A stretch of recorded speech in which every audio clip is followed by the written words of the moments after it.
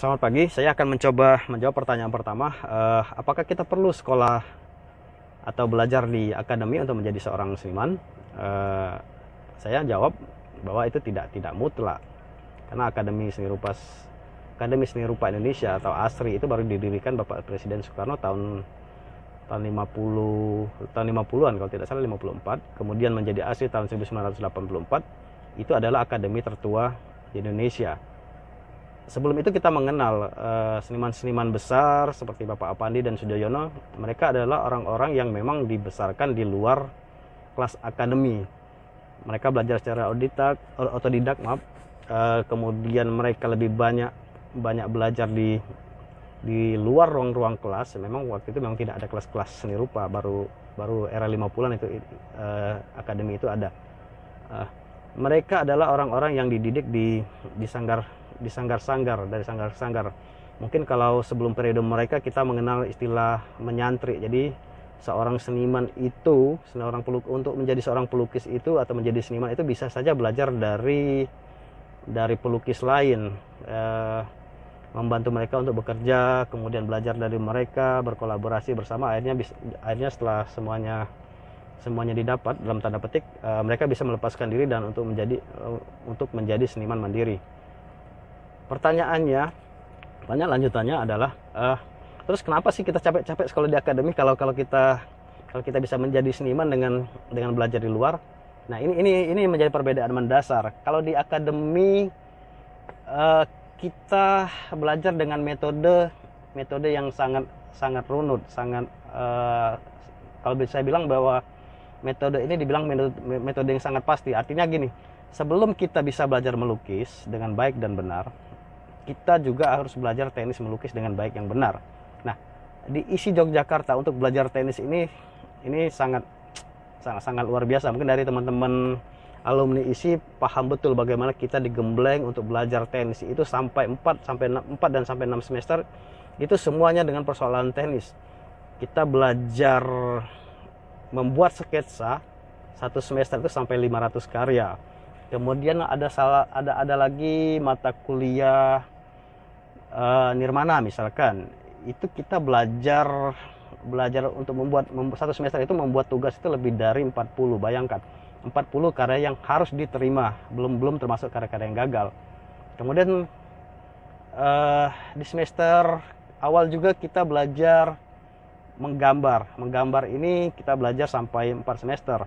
Jadi menggambar 1, 2, 3, dan 4 dengan berbagai teknis, mulai dari teknis dasar menggunakan pensil dan hitam putih sampai pada akhirnya menggunakan cat air dan cat poster waktu di zaman saya. Nah, setelah beberapa teknis dasar ini terpenuhi, baru kita masuk ke periode membuat karya lukis. Ya memang kita udah belajar lukis, tapi ini karya lukis. Kalau dulu kita belajar namanya seni lukis 1, 2, 3, 4 itu sampai 6. Nah, setelah teknis dasar ini terpenuhi, baru kita masuk ke pelajaran melukis itu 1, 2, 3, 4, 5, 6. Dan itu memang pengaruh penguasaan teknis dasar yang sangat ketat dan sangat luar biasa ini. Itu sangat berpengaruh di proses kita membuat karya seni. Nah, ini yang membedakan seniman otodidak yang belajar sanggar, yang dari sanggar-sanggar atau dari teman-teman lain, dengan seniman akademisi adalah periode teknis ini memang kita lalui dengan sangat ketat dan sangat runut dan luar biasa kita dibuat gila dengan tugas-tugas yang luar biasa. Nah, iklim ini memang sengaja diciptakan. Kita dipacu untuk bekerja tiap hari. Artinya tiada hari tanpa melukis, tiada hari tanpa membuat sketsa, tiada hari tanpa membuat eksperimen. Ini menjadi tuntutan, dan ini menjadi kewajiban. Dan ini kelebihan kami, karena kami harus bekerja setiap hari. Dan saya pun tidak akan bisa menjamin kalau teman-teman di sanggar bisa melakukan ini. Kenapa? Karena di sana tidak ada tuntutan, tidak ada tekanan, tidak ada penilaian. Kita bisa belajar sama kita tanpa ada kurikulum yang pasti. Kita tidak diharuskan untuk membuat tugas sampai 500 atau lebih. Kita boleh mengumpulkan tugas, boleh bekerja atau tidak. Dan iklim ini yang teman-teman sanggar tidak punyai. Dan tentu hasil akhirnya ya akan berbeda. Mungkin seniman-seniman akademisi akan lebih cepat belajar sesuatu karena memang kita diampuh oleh pengajar-pengajar yang memang yang sesuai di bidangnya. Jadi kita tidak belajar dari teknis itu dari satu orang atau dua orang, kita belajar dari banyak orang. Selain kita belajar juga dari dosen-dosen kita di kampus, kita juga belajar dari teman-teman juga seangkatan.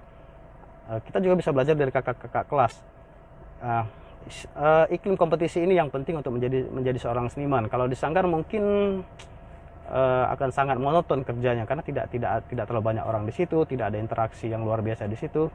Mungkin sedikit sekali yang kita bisa lihat, dan ini menjadi maksud saya tidak memacu kita untuk bekerja lebih dari teman.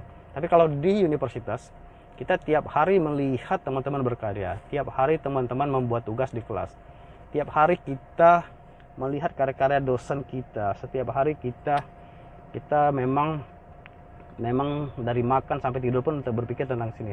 Dan ini kelebihan kita. Tapi sekali lagi bahwa apakah akademi itu menjadi salah satu syarat mutlak, saya pikir ya tidak. Tergantung kita pada akhirnya kita mau jadi seperti apa. Karena persoalan menjadi seorang seniman itu bukan hanya persoalan teknis. Ada banyak varian-varian yang nanti akan kita bahas di diskusi-diskusi selanjutnya. Jadi sekali lagi saya pikir itu tidak mutlak, tetapi kalau memang punya kesempatan untuk belajar di akademi, kenapa tidak? Karena kita butuh iklim.